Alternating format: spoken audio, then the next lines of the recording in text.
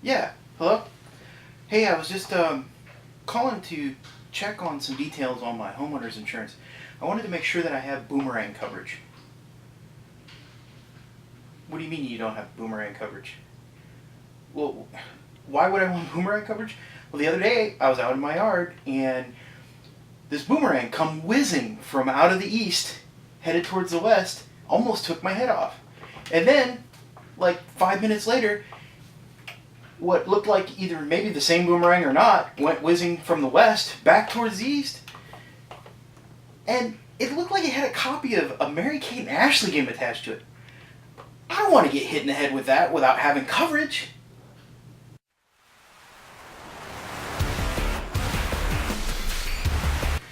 Select Start Player 1, Al here. Hey,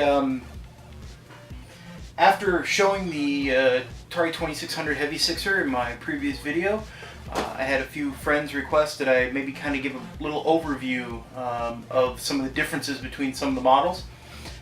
Try to do as best I can. I don't have all the models of Atari 2600, but after adding the Heavy Sixer, I do have most of the models. So let's dig in and show off some of the differences. First thing we'll show is the oldest in the 2600 series, the infamous Heavy Sixer that we were talking about. It's easily noted when comparing it to the other units by the heavier, thicker sides. The base of the unit has a much heavier feel to it. Although surprisingly, and I'll try to get some pictures up, I did weigh it with a scale and found that this was about 4.12 I think pounds, and these are about 3.5 for the what they call the light sixer. So in doing some reading, my understanding, and this is no way meant to be 100% accurate, so if I mess up, feel free to shoot me in the comments, but take for granted that I'm not proclaiming to be an Atari expert by any means. But my understanding is the Atari 2600, or model CX 2600 of the Atari VCS or Video Computer System was made in 1977. Kind of a limited production run. Probably stopped sometime early in '78. They also made some light sixer units that also were manufactured at Atari in Sunnyvale, California. I've seen a few of those units being attempting to be passed off as Heavy Sixers on eBay, but you can look clearly at the pictures and see that they're not thicker on the sides, and then when looking at the badging, they look a little different on the bottom as well. Those later model light sixers look pretty much identical to this model. This is actually a Taiwanese, or no, I'm sorry, this is a Hong Kong manufactured CX 2600. You can see that it is thinner on the sides. The front part down here has a little bit more of a bend on the Heavy Sixer. This is pretty much straight across. The logo in the corner, the Atari 26, or the Atari symbol, as it were, almost appears to be embossed on the Heavy Sixer, and that it's got a little bit of relief on either side of where it's struck into the front of the system. This almost looks like it was, I don't know, painted on in one strike. It's kind of got a little bit of a striping look to it. Other significant differences. Now, mine did not apparently come with the correct power supply, so I'll probably be looking to pick up the correct power supply. But my understanding is on the Heavy Sixer, the power supply is always gray in color. There were apparently two different styles of the power supply for the 2600. One that's like gray, and then it just has the Atari logo embossed right into the outer facing side of the power brick.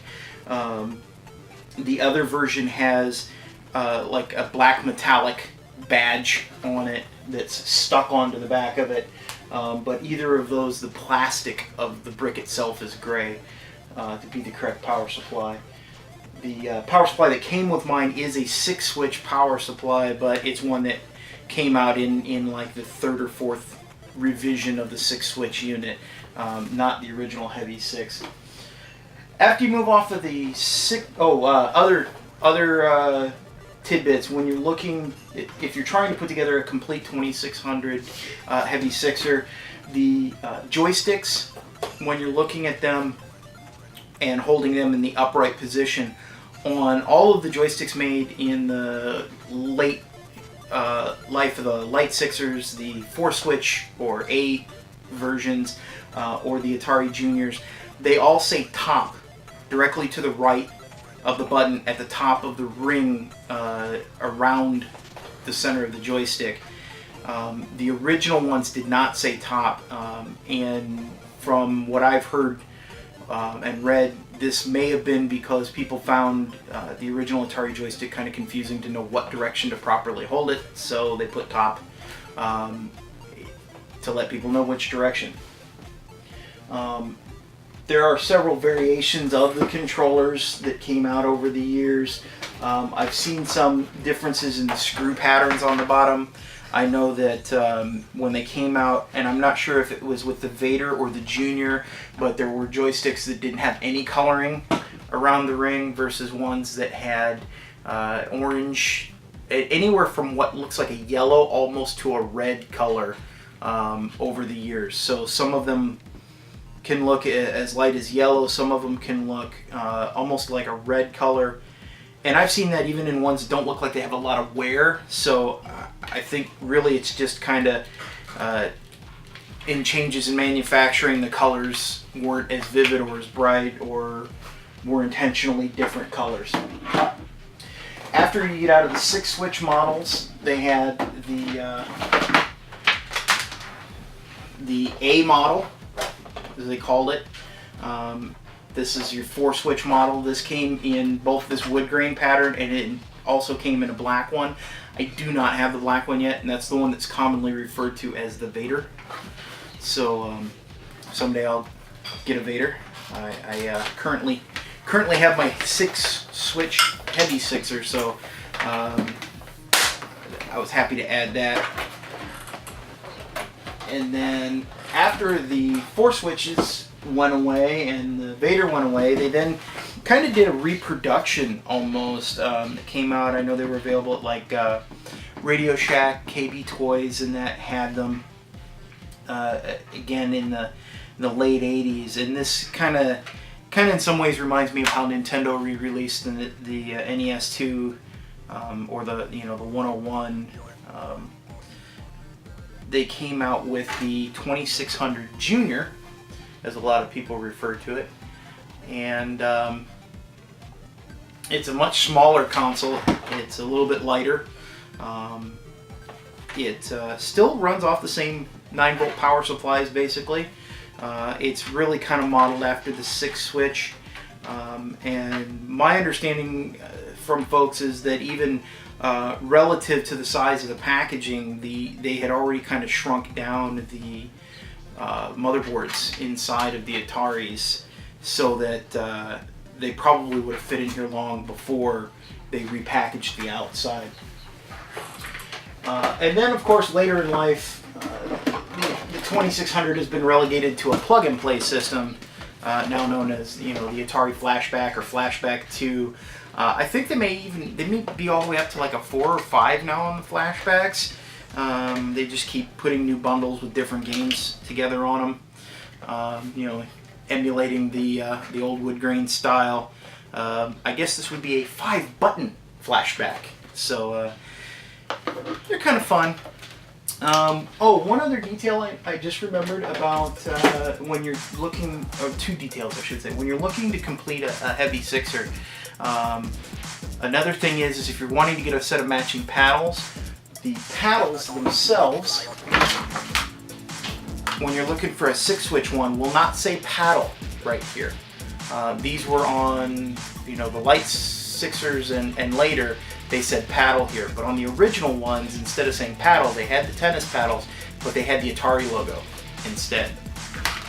So that's another thing to keep in mind. And the final note that I remember is if you're looking to pick one up complete with box, the boxes for the original 6 switchers, according to most sources that I've read, have a white chess piece on the front instead of a kid's face. In about 2/3 of the way to the right, the top row of squares of different little pictures is a white knight chess piece. I think it's a knight or a bishop. It might be a bishop. And so it's a little bit different as a result. Anyways, hope you enjoyed this brief tour of the Atari 2600. And if you like our channel, like, subscribe, check out our other videos, and select start and game on.